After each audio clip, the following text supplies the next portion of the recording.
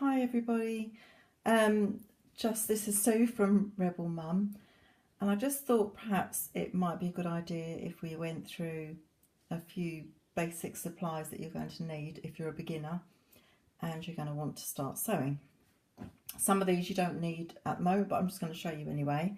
So first of all, we've got these little scissors here. I use these if I'm just sitting doing some hand sewing and I just want to snip threads and little bits of paper, not paper, don't ever use them for paper because you blunt them. But they're really small and they just fit in a little pouch that I have that I take with me everywhere if I'm just going to do some hand sewing. They're really ideal. Some people you can get a really tiny pair, embroidery scissors. They're quite expensive. These weren't, and they're perfectly adequate for what you need. So that's the small pair of scissors. The next ones I want to show you are slightly bigger. Yep, they did come from the same set. These I use for cutting material, as do I do there's a slightly bigger pair here, which if I'm cutting large bits of fabric, then they're the ones that I use.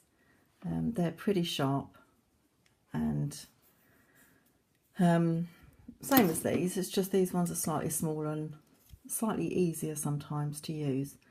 But you know, you can sometimes buy them in a set at a reasonable price and they're worth having.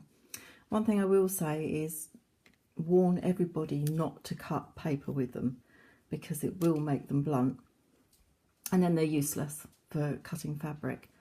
So everybody in my house is warned off, do not use those scissors or else I will kill you. But anyway, so, and also the other thing you need to be careful of is if you drop them. Unfortunately, that can just make them sit out of alignment.